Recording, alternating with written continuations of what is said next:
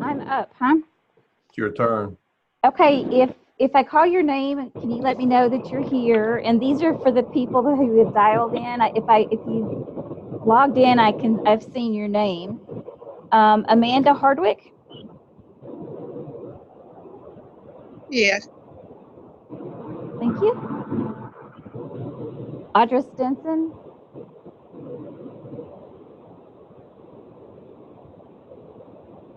Chris Wright. Consuelo.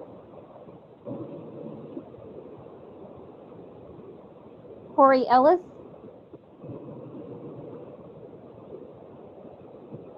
Cynthia Bennett. I'm here. Thank you. Dave DeFabio.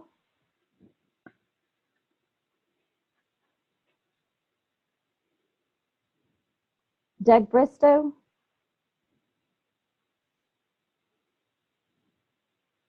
George Martinez. Glenda Lloyd. Jenna Powell. Hi, everyone. I'm here. Is this Jenna? Yes. Thank you. Jill Hurley.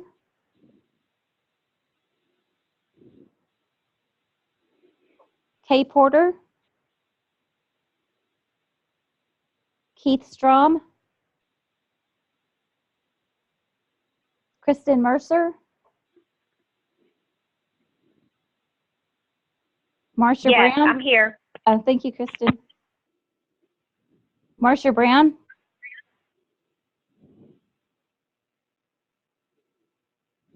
Mark Pareda, you're here, correct? I think I saw your name. How can you miss that whole cave motif? Nice and dark in here, nice and cool. Peggy Jones.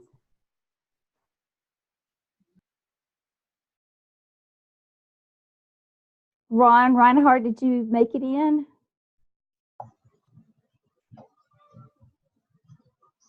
Sandy McDonald. I'm here. Thank you. Sharon Turner. I'm here. Thank you, Sharon. And Trudy Thomas. Yeah, Ron Reinhardt is here. Oh, thank you, Ron. This is George Martinez. I'm here now. Oh, thank you, George. Did anybody else just dial in? Or just get in? Okay, Art, I think I'm good. Okay, thank you, Tanya. Appreciate that. All right, so the in-service today, we want to basically get into three areas.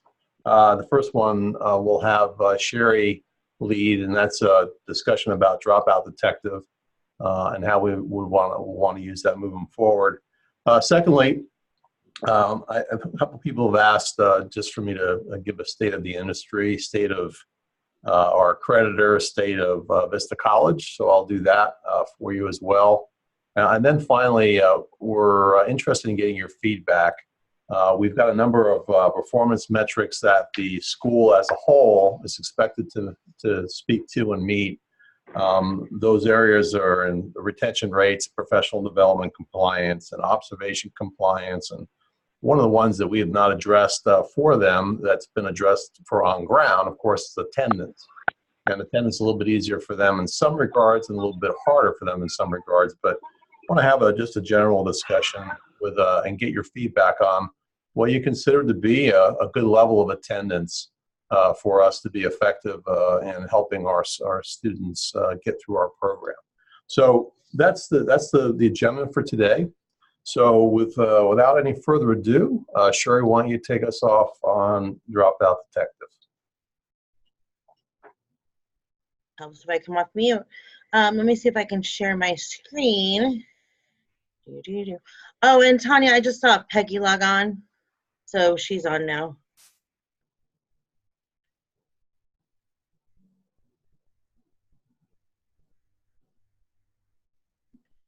Okay, everybody see that? Does that work? Yep. Okay. We all know what Dropout Detective is. We all know that it's in the classroom. We all know we're not supposed to use it, but I know everybody's using it a little differently. So we thought we'd take this opportunity to just remind us all, why we do it, why we keep track of things.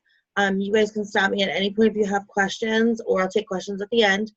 It's not very deep. I'm just going to go through, why we're using it, what we have it for, and how we're going to use it in the future. Oops. We use Drop Detective to show we are reaching our students. This way we can show everybody we're reaching out. If accreditors want to prove that we're trying to make sure our students are coming to class, or if we're trying to make sure that we have other teachers in future classes who know what issues were with students, or if we're just trying to make sure that student services and the teachers and the program directors are on the same pages and reaching out. That's why we keep these notes, so that we can keep track of what we know about the student. And every once in a while you can tell someone's grandfather died 6 times. So it just helps you keep track of what's going on with the student, and we can, tailor our responses accordingly. The things that go into Dropout Detective, that means the things we type in, we make sure we put a copy and paste of emails or text to students. Now, it's been mentioned that if you're going to talk about something extremely personal in a message, for example, if you're afraid for some reason you may violate HIPAA, you do not have to copy and paste it. You can spoke to a student about personal problems or personal issues, and then if there's a reason to keep track of what those personal issues are, you can either talk to Lydia about how to put it, or your program director, and we can put it into Campus View, which is a more secured system. That way, if it's something very personal, we don't necessarily need to put some of the more personal things our students tell us, and that can be numerous depending on the student. Any personal contact attempts with the students. So if you try to reach a student and you don't, usually I'll put their phone number and put left voicemail regarding and what the issue was. Or, called this phone number, got a message, phone was disconnected, sent email or sent text message, or sent text message to student, it shows read. I know some of you have iPhones and students have iPhones, and you can tell if they've read it. Any kind of information you have like that. Even if a student can't be reached, you put it in Dropout Detective. That's to show, again, we're doing everything possible to reach the students and to help them out. Be as specific as possible. And if you speak to a student, be clear in Dropout Detective when you reach them. So, if a student tells you, hey, I'm going to do my assignment tomorrow, put that in Dropout Detective. That way, next time you call them, even if you don't remember, you can pull up your notes and be like, hey, we talked yesterday. You said you were going to do it. What happened? Or, how can we make sure that when you promise something, we're following through on that? The things that don't go in Dropout Detective, you don't have to put your remind notices to your entire class. For example, if I'm using Remind, which is an application, you're not required to use it, but I know some of you are. Those broad messages you send to everyone don't get put in Dropout Detective. Generic messages to the entire course, like, hey, just reminding you the discussion board's due today, or anything in the announcement section, don't need to go in Dropout Detective. And the reason we made this decision was because we're looking for the personal connection there, and these just kind of are to the everything type thing, and we're wanting to show that we're doing the personal connection as well. Okay, that doesn't mean you don't send messages to everyone. It just means you don't need to put those in Dropout Detective. How often should you reach out, and what we're looking for? And again, if someone has feedback on this, I know we're going to talk about attendance when Art talks in a couple minutes, but every student, we're probably looking at least one entry, whether they have a 0% or 100%, one entry a week. That means you reached out once on a personal level. And again, your personal level can be an email that says, hey, you have 100%, you're rocking it. Or, hey, you have 100%, is there anything I can do for you?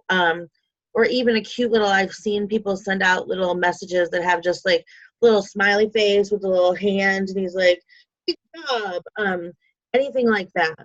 Students in red on Dropout Detective, we're probably looking at personal outreach every day to see what we can do to get them off of red. The sooner you can get them off, the better off they're going to do. You let a student stay in red for 4 weeks. Usually they will not succeed in the last week. Students in yellow, you want to make sure that you're reaching out to try to get some kind of personal outreach during the week and maybe every other day.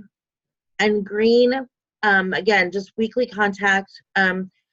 Week 1, easy peasy, you do a personal introduction or an email. Then you're going to do the midterm report, which we do for every student. And then a final end of term, like, hey, you have 995 points. You really rocked it this term. Can't wait to see what you do in the future. Or good luck in your career. Something just, to make it end on a good note. Any questions with any of that? I know I went through it really fast, but really the whole concept is just make sure that we're reaching out and then we're showing others we're reaching out. Because that way we know, it's not a question of how much we reached out to the student.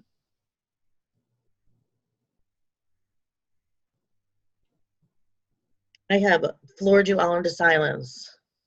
This is Mark. Question is actually really good. I've been kind of thinking about duplication here. As it relates to the notes that we add for assignments and discussions, I've always wondered how are they used?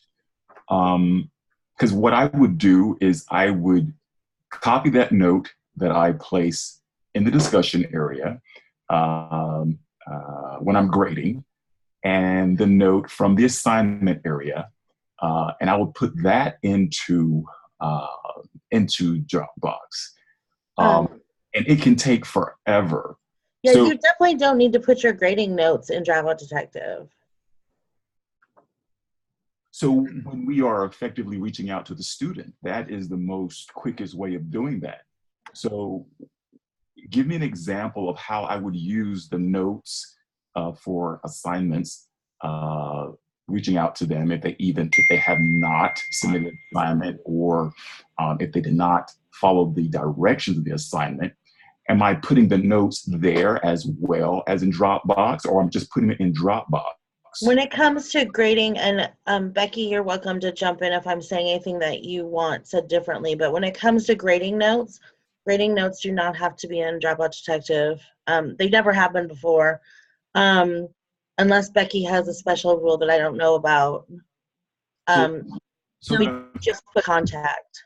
So that I'm very clear. So let's say that in week 1, I have a student that have not submitted anything. So what I would normally do would be something, hey, Melissa, I don't see that you add anything for the discussion area. I'm very sorry. Let's do better next week. That's information that goes to the student, but it's also information that needs to go in Dropbox, wouldn't you think? That doesn't need to go to Dropout Detective. Okay. No, because if we wanted to look at those, it would be easy enough to pull those up in the classroom. So when you put something, the reason we put like the emails and whatnot in Dropout Detective is because we can't go looking for them. Like I can't see your email, but your Dropout Detective notes will tell me that you sent it. Whereas when it comes to your grading notes, we can go look those up. Okay, that helps me. So Mark, maybe this will help clarify a little bit as well, and to share his point. So with Instructor Insight, we have the ability to go in and take a look at your notes that you've left for the student. What Dropout Detective does, in addition to giving it availability to the faculty member, the program director, but it also allows every other aspect of our business to interact with that information. Student services, financial aid, business office. So they don't get to go in to see your notes that you've left with the student. So it's really trying to tackle whatever issues might be out there with everyone's assistance and making sure that every individual silo of the school is participating and helping that student be successful in class. Good deal. Again, I was doing a lot of just duplication of everything. If I send a text message, if I send an email, it just takes forever copying and pasting the exact same information in all these areas just to show that I've reached out to a student. I just thought that there was an easier way, and both of you guys have answered my question. Thank you so very much. Thank you. think you might have some questions in the chat area, Sherry. Oh, okay.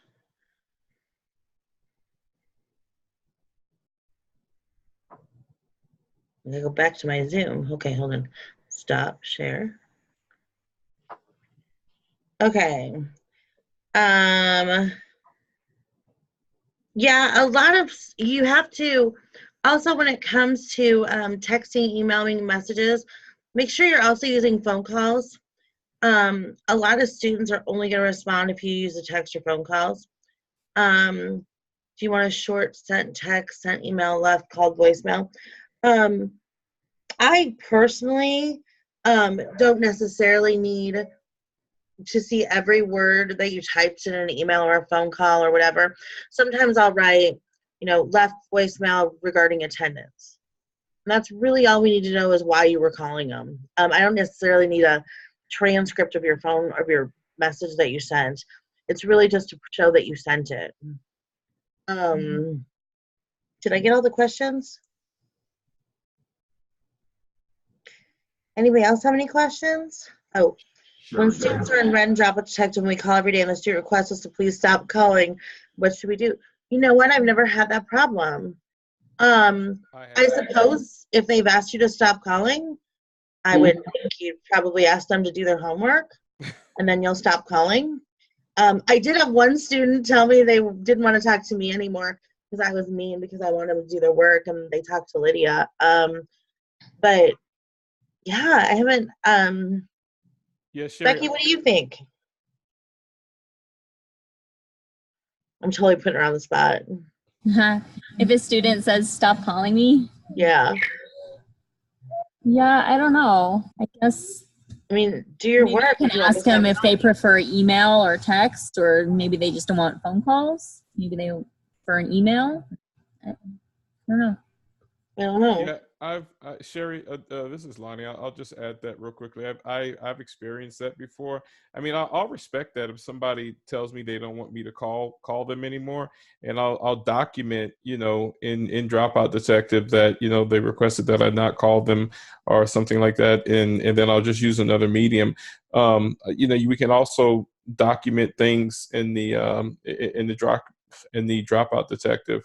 And that comes in handy that we are trying to communicate. And then I also go ahead and I send emails as well too. So I've got that email traffic going. So Okay, last so you just do it semester, another way. yeah, and last term, the last term I taught, I had a student that I think I had emailed. She wasn't responding in the regular Canvas to the email. So then I reached out to her via the her external email, and she wasn't happy about that. So she says, well, there's no reason for you to email me, outside of Canvas like that. You can talk to me in there, which I knew she just was not doing the work. She wasn't interested in school that term. So, and I mean, I can respect that. I look at it like this: you paid for the course like that. So I'm just providing the service to you, and you're the customer is the way that I look at it. So yeah, but I just think that that's where documentation is important, and that's why we have those tools like Dropout Detective to show that we did make an effort to communicate with you and see if you needed help.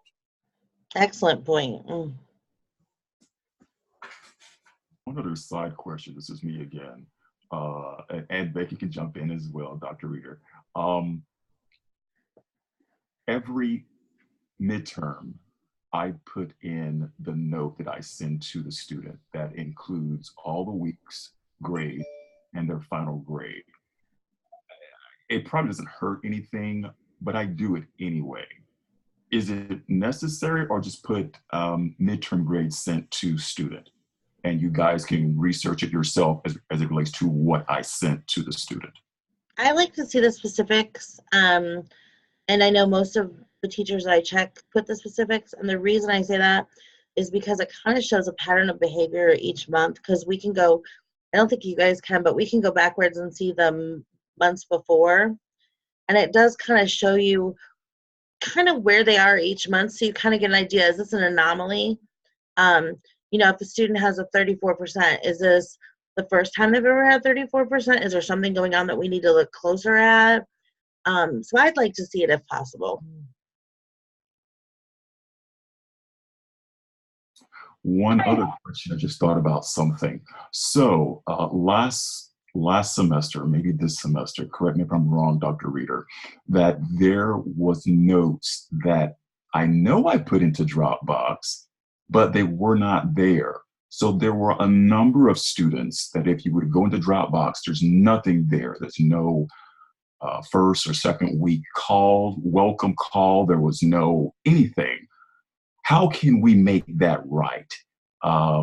As far as documentation, would we just copy all the emails that we sent and drop them into Dropout Detective, or how can we add in all of those notes into Dropbox to make it right, or at least partially right for all the You could probably just explain that situation in a note, like, you know, for some, because it's a one-off thing. I mean, it does not happen frequently. I Right. haven't seen it happen at all. So you might want to just put a note in that says, you know, there was some technical issue with Dropout Detective for this student. This is what,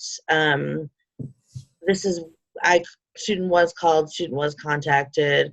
If you have any questions, let me know, or something like that, just so that people know. Good deal. Because it would be pretty rare. Sherry, I had a question. Yes. I'm not as familiar with Dropout Detective, but I believe there's a feature for advisor alerts. Do the faculty also set those up if a student says, hey, I'm going to be gone for a week? Do they send an alert to the advisor so the advisor knows not to call if they miss attendance because it was as of yet, and Carson can correct me if I'm wrong, but when we put Dropout Detective in, we did not add the advisor alerts, and there was a reason, but I don't remember now. But it had to do with how they were setting it up, and so I know it is not set up right now. Hey, Sherry. Yes. It's Lydia. I didn't know if you were coming in or not. Yeah, I did, and my kids are quiet at the moment, so I can chat. We didn't set up advisor alerts for a couple of different reasons, but because we didn't divide students by advisor, and we're small enough at this point that we know what's going on with most of the students, and a simple email to me gets it done. So we just haven't used it.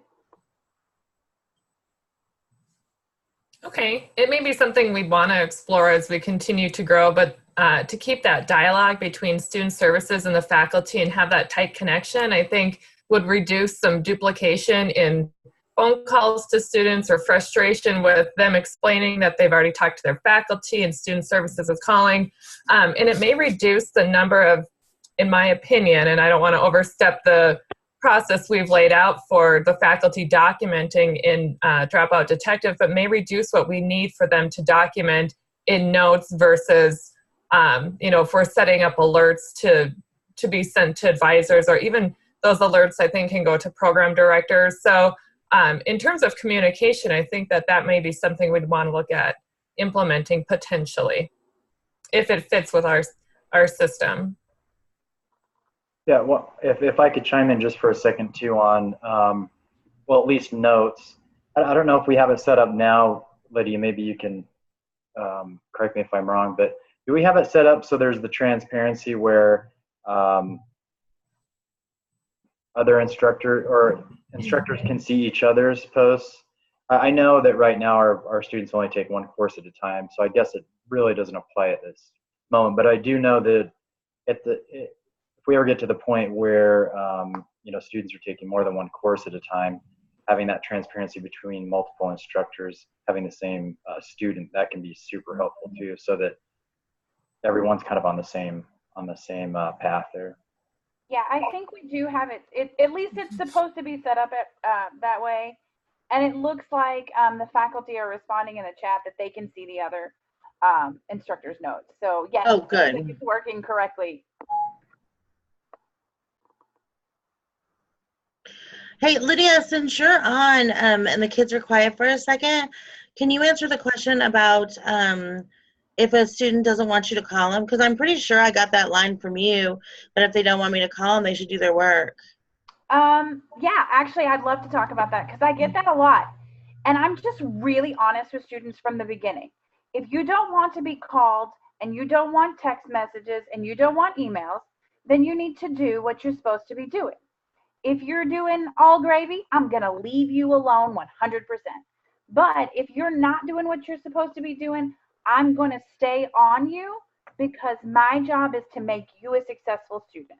And I set that expectation from day one so they know it's coming. And if you start your classes with that, like, hey, I'm going to make sure that you're successful. It's my job to teach you, and I will do whatever I need to do to make you a successful student. And if you do that, a lot of times students are like, oh my God, this person's going to call me 900 times. I'm just going to do my work. And it really works if you're just honest and on the level with them.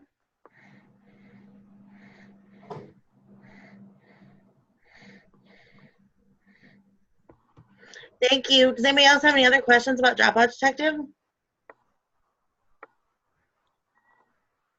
All right, cool. Then I will send it back to Art. All right. Thank you, Sherry. Great comments. Great dialogue. I would say this, and you all know this. I mean, common sense a lot of times. Unfortunately, common sense a lot of times isn't common practice, right?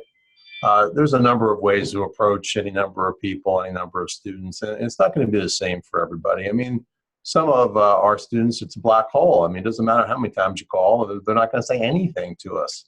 There's that element of it. Sometimes it's, you know, if you've got someone that's really feeling kind of like almost like Lonnie said earlier, you know, try to accommodate them on the way that they want to be communicated to. So, you know, there's some things that we can do to kind of take a look at it student by student and then determine what makes the most sense. And, you know, hey, look, for some folks, it makes all kinds of sense to do what Lydia is suggesting. They need that coaching, or they need that, it's you know, I would say it's more of a stick. And some people need that. So, you know, as you look at your students, you know, I know that we see the students in a lot of different ways. And so depending on, I mean, we know the personalities. After a while, you start to know which ones are going to be a certain way. So try to track them the best way you can. You know, it's the golden rule: treat people the way you want to be treated. The platinum rule: treat people the way they want to be treated. Right. So it gets back to that. So not an easy subject.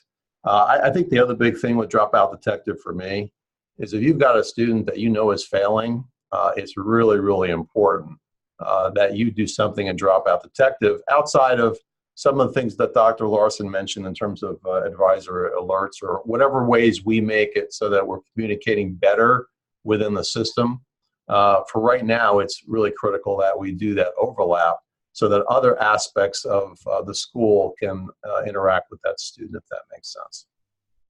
So thank you again for your comments. So let me talk, when we're talking about the industry, we're talking about ACCSC, which is the folks that we're accredited with. As we talk about Vista College, I like to kind of just give you an aerial view of where things are at. It seems people have gotten concerned about where we're at in the industry, whether the industry is still solvent, whether things make sense with all the changes that we've seen in the last couple of years.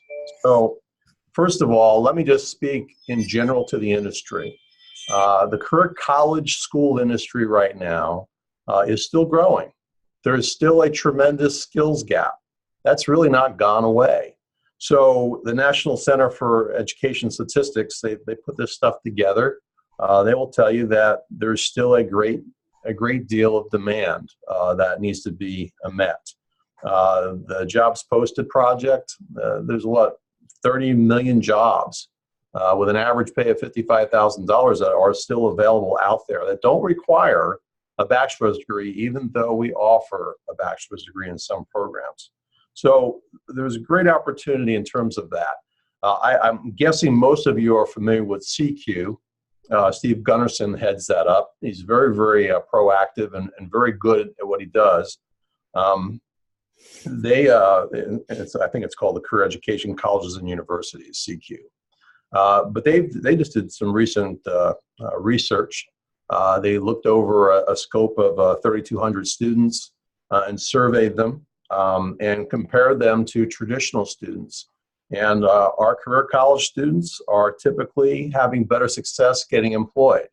For those who graduate right now, the average increase in the amount of income, annual income to their families is 62%. They're typically finding jobs quicker. They're typically finding jobs that are more of interest to them. So in all the well-being areas, it appears as if that's also helping and getting better. So from the standpoint of the overall industry, there is still great demand. There's still a need for what we do. And the students that do get through our programs overall are doing a lot better in life, which really, frankly, is what we're about. So the only way people are going to get better jobs is if they stay in school and we help them to get from point A to point B. So are there any questions just about the general industry that you still might struggle with, or do you pretty much know this stuff?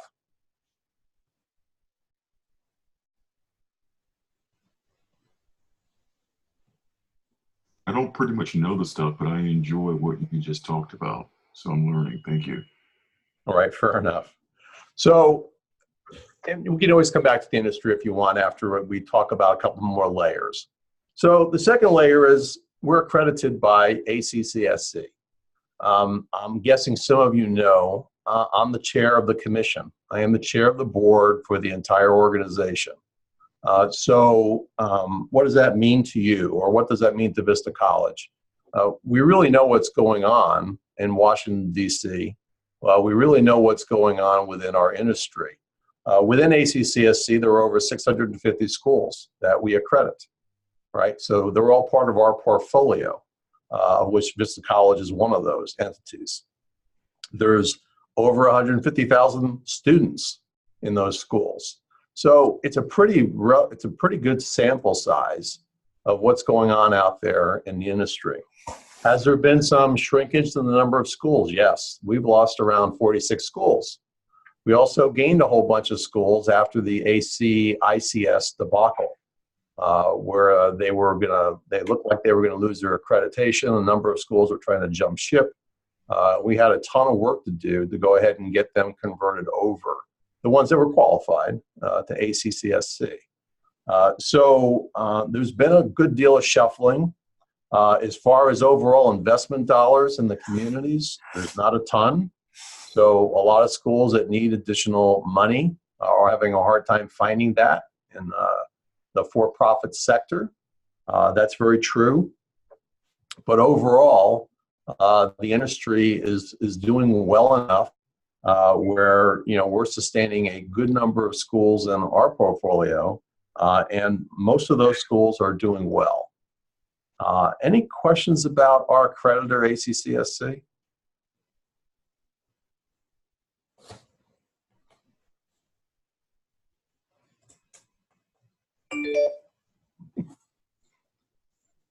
I don't know if Lonnie really had a question or not. Kind of went to you for a little bit there, Lonnie. You good? No, I'm good. I'm good. All right, fair enough. And if you have any questions about our accreditation, obviously I'm happy to answer any of those for you. One of the things that we're working very, very hard at is changing really the public opinion. That's really where the issues are, and we're trying to change that from skepticism to confidence in our industry and what we're doing. We've had any number of issues, obviously in DC, with any number of folks that have gone after our industry. Sometimes they've been right to do so. There have been some abuses, but you show me a single industry that functions in the United States that doesn't have some bad actors. I don't know a single one. So we have to expect that to be the case, and we have to be aware that that's going to happen no matter what. And that's the reason we have accreditation. That's the reason we have a lot of these things in place, and compliance is so critical to our success right now. So Vista College, well, I just got done telling you I'm the chair of the commission, so I doubt very seriously we're going to be in any kind of peril. We know exactly where we're at. The school remains profitable. We're still doing a lot of really good things. We've got some great staff. People that really care about what we're doing and how we're doing it. And I would include this faculty in that group. So I don't see any reason why we won't continue to do well. Has there been a little bit of a downturn in admissions and enrollment? Yes. One of the things that we're doing to combat that, and one of the reasons we brought Dr. Larson in, is to get to the point where we have more program offerings, which give also the people on this call more opportunity to teach. So we've got an MAA Associates program that is close to being approved. We have a bookkeeping and payroll specialist program that's about to be approved. It's already been approved by ACCSC. We have additional programs in digital marketing and also in IT tech support that we're bringing forward to the ACCSC for approval. So we are going to continue to be very, very aggressive at giving more opportunity to students with programs that right now are important to the marketplace. And we'll continue to do that because one of the ways that we stay in front of everything and make sure we're making the kind of progress that we need to is to be relevant. And the only way we're going to be relevant as a school is to make sure we have programs that not only graduates need, but employers need to conduct the business they need to. And again, this all gets back to the skills gap that we're still dealing with in this country. So any questions about Vista College, the industry, or ACCSC? Hey, Art, I have a question about TWC and why that's needed as we're accredited with ACCSC and how that relationship works. Okay, great question. So we have a national accreditor, which is ACCSC, and then we have a state accreditor, which is Texas Workforce Commission. So depending on what state you domicile in, where your main campus is, you also have those state regulations that you need to abide by. So Texas is a relatively regulated state. Probably the most regulated state would be California. And then there's some states that have very little regulation, and it's pretty easy to navigate and work within that state. So we also, if we go down the road, and many of you are familiar with programmatic accreditation, when we actually go out and say we want a particular program to be accredited. We have not gone down that route so far just because of the complications that go along with it. But we will need to continue to comply with state regulations as well as national regulations. Thanks for the question, Carson. Any other questions?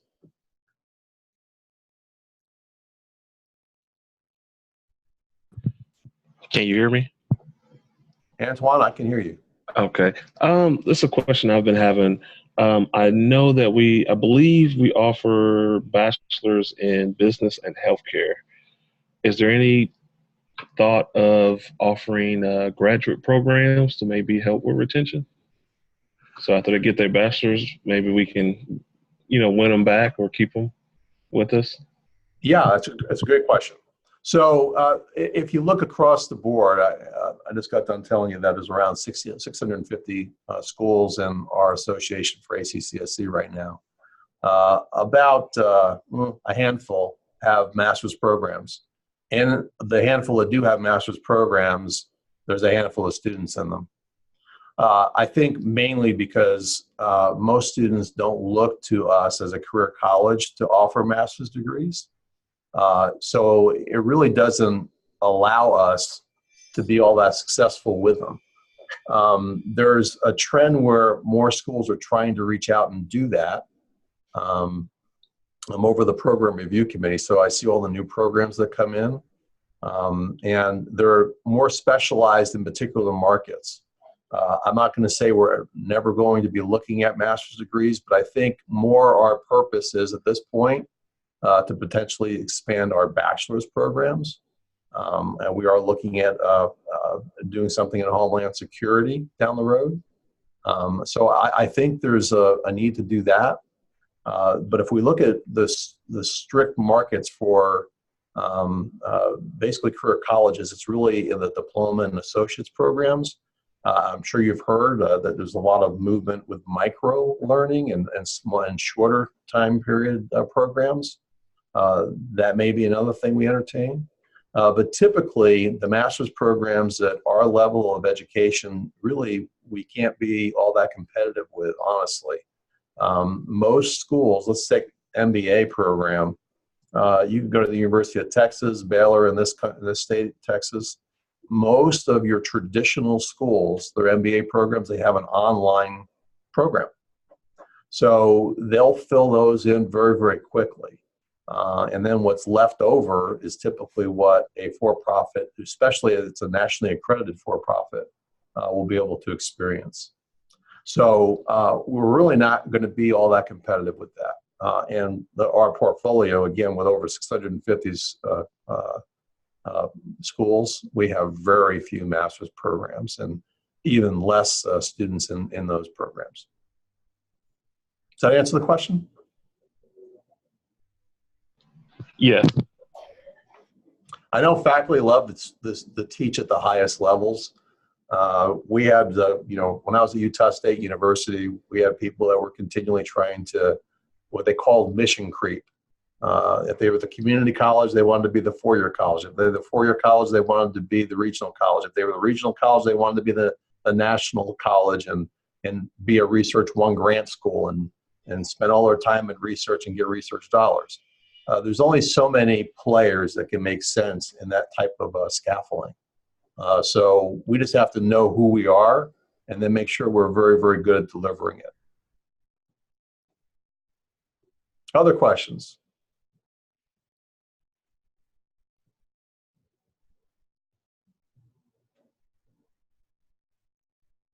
Do you see any of that, what you've explained to us, actually impacting us as instructors, remote instructors? Is any of that in the future that you can say, well, this is what is probably going to change for us as instructors? Change for you in terms of Vista College or just being an adjunct overall? An adjunct overall, with what you just explained. I just, basically, it sounded all jumbled, I'm sorry. For the future, does anything that you have just explained affect us as adjuncts? Do you see that things will change for us as adjuncts in the future? Will we have to do more in regards to our certifications, more in regards to what we teach, anything like that? Well, I'm most certain that any number of you have experienced the shrinkage in the number of schools, i.e. having less opportunity based on that. I think there will continue to be certain schools that will emerge out of the pack. We need to be mindful of what we need to do strategically to make that the case. And like I was speaking to earlier, Mark, we're looking to expand our program offerings, which allows for more opportunity to teach and impact more students in the markets that we're trying to teach in. So we'll continue to do those things. As far as needing to be credentialed differently, I don't see anything on the horizon with our accreditor that's suggesting that people need to have even more training or they need to have even more credential. I don't see that moving. The metrics that we have in place at ACCSC haven't changed a whole bunch in all the time I've been there. Outside of the fact, we're continually asking people to be involved with professional development. There's a need for that to continue to take place. And that will always be the case. You need to be relevant in what you're doing and how you're doing it. But I don't see anything where it says credential-wise, you're not going to be able to teach anymore. There are a few states, as you know, with Arkansas or where we're at, that do have greater restrictions than even the state of Texas. But those are more one-offs than what I'm seeing a general indicator that people are going to have to be even more steep with their credentials to teach. I have a question. Yes. Okay, so you mentioned a while back that there's all these jobs available to the students as they matriculate. What are we doing as Vista College to place these students in jobs? I haven't been with Vista that long, but are we doing anything so forth as job and career placement? How does that work for the student, and what should we be encouraging them to do to get job placement as they matriculate? Great question, Lonnie. So yes, we have a requirement to place 70% of our students. Okay. Right, by program. So we have 4 career service people right now, headed up by Shauna Wade. She's very much on top of what's necessary for us to be successful with the placement of those students. The reason people go to school at a career college, the reason they should be going to a career college is to get a job. At the end of the day, that's really what it's about. And if we cannot make good on that promise, we ought not be in business. That is the primary thing. What can students do? Well, I can tell you right now, the biggest thing students can do is be thinking about their job the very moment they enroll in our program. And all you can do as faculty members, i.e. to make sure that they contact career services, to make sure, and that's the reason we have a career readiness component in every single course, because we want to make sure that's top of mind for our students. And most students, unless you can tell me anyone on this call who's never procrastinated, you don't have to listen any further. But if you've ever waited to do things when you were supposed to do them and you knew you were supposed to do them and you didn't do them unless you had some major leverage on yourself, what we're trying to do is create a situation where the student thinks about their career months before they get out of our program. That's the reason we parked our career strategies course almost into the middle of the program, a little bit closer to 3/4 of the way through the program. And that's the reason, again, we're trying to speak to them about their careers right from the very get-go. So as you're instructing, make sure everything ties back to their job, their potential future job. Because honestly, that's really the only thing you're doing here if you're doing it well. And that's great if they learn, but they've got to learn the competency so they can do their job. This is not a humanities program. This is not a social science program. This is not for you to go ahead and get a history degree. Those are all wonderful things in their place, but that's not what we're about. We're about making sure at the end of the day, you have a job. Yeah.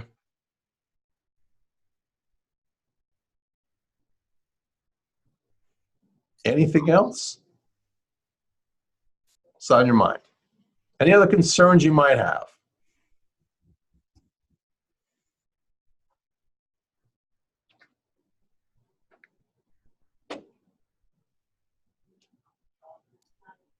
Annual raises? Is that a concern? Good question, Mark. I'm sorry. I thought I was on mute. Oh, well played, Mark. Well played. Well, here's what we're looking to do. I really wasn't going to bring this up at this meeting, but there has been discussion with HR. We've just barely level set all of our performance appraisals staff-wise to coincide with the beginning of the year. So we got everyone on the same page. There's no more your hire dates, the date we appraise your success within the school. We're doing that all at the same time, so it's very easy to evaluate people in different horizontals or verticals, where all admissions reps get evaluated at the same time, so it's easy to go ahead and do that. Same thing with financial aid, same thing with every aspect of our school. So the next thing that we're looking to move into is performance appraisals for faculty. So that will probably take place in the next little bit, probably end of August, September. So we're getting with the program directors right now. We've had a few meetings discussing what we think those metrics should be for faculty, whether you're meeting those requirements. So that will be rolled out, and I'm hallucinating that we're doing a performance appraisal so that we can be discussing what that looks like to have increases if they're warranted. That's all still being decided on, but we are stepping in the direction of giving you an opportunity to show us how well you're doing, and for us to find a way to incentivize those who are doing well in our program.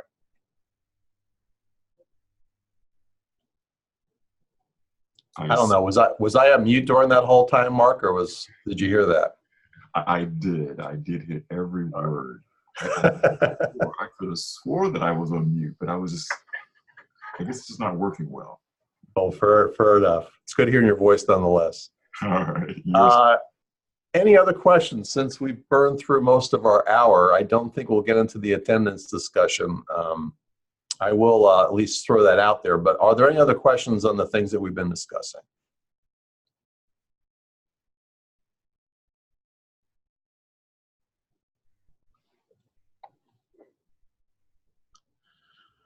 Okay, so with the remaining 5 minutes, which we won't be able to get your feedback on, but if you'd be as good to reach out to me or your program directors to give them that feedback, it would be very, very welcomed, and I'd be grateful for it.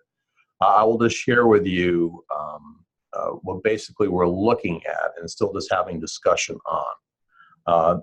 And let me just kind of set it up the best I can. Within the organization of Vista College, the on-ground schools and the online schools, we have a dashboard. We have metrics that are based on performance, i.e., again, the retention rates, how well the students are doing matriculating through our program and getting to the point where they graduate. Professional development compliance, making sure that you're going out and keeping yourself current in what you're teaching. Observation compliance, how well you're doing as we observe your interaction with our students. Performance management, and the one that we really haven't really addressed is attendance. So let me just share with you real quick on the screen some of the ways this might look. Can everyone see this? Yeah. Okay, great. Thank you. Attendance for us obviously is different than it would be for an on-ground school. So does it make sense to have a certain requirement for the number of times you log in and actively participate in the class? Should we have a requirement that some of that's over the weekend? If we take a look at the discussions, how often should you post in those? By what time should you get back to folks? If the faculty should respond to 100% of the students who post by noon of Saturday, keeping in mind, a lot of our students are last-minute warriors and they're doing stuff at, 11:45 on Sunday night. What does it look like in terms of getting feedback on assignments back? Should it be 72 hours, 48 hours, 24 hours? Faculty feedback on assignments, how supportive and confidence building is it? How important is it for us to make that a metric in terms of our attendance? We talked about with Dropout Detective today, what's the early in the week contact with at-risk students look like? The research is pretty robust. If you want to have impact on students, you need to do it early in the game, not late. And then, we talked also about midterm reports and how that functions as well. So those are some of the different elements that we are looking into right now. I am interested in your feedback in those areas. This is a beginning discussion. Again, we really don't have too much time to build into it right now. We can certainly have this be part of our conversation for next time when we get together on our 444, or you're more than welcome to reach out to me or the program directors about that and give us some of your feedback. If you'd like for me to send out what we've just generally talked about, I'm happy to do that. We've not landed any place yet. We're just talking about it and trying to figure out, again, what's really the best that we can do to impact our students in a positive way as they attend school with us. Any comments on that in the little bit of time we've got left. You've got a couple of chats, Dr. Willer. Oh, I have a couple of texts. You mean chats?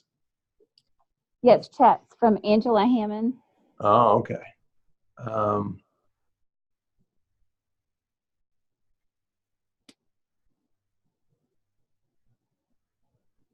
Well, again, Angela, we're still trying to determine all this. If the students are not actively responding to discussion boards, I still send a video out. I still send something. I will literally post into the discussion board, hey, nobody's posting. We need to get you posting. Or I will send an announcement out that basically tells people where they're at. I still think it's important. Hey, look, how many times have you been despondent, down on your luck? One day you're in your apartment like a lot of our students, next day they're out in the street. And, you know, one more post from you, one more reach out, one more. Normally, I've found, again, that people aren't irritated when we contact them too much. They're more challenged when they don't think we care about them enough. And, you know, as long as we're doing it with care and compassion, I think people want to be reached out to. So that would be my reply if I'm answering your question correctly. Am I missing something in what you're asking me?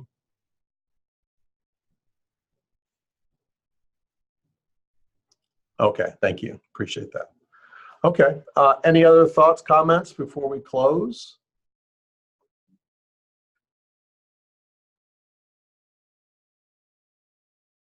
Again, this is all exploratory. We're trying to figure out where we need to land to be the most effective with our student population.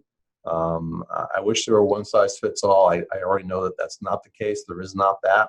And then we need to look at, you know, again, what's going to be in the best interest of the student ultimately, as we're taking care of you folk as well. So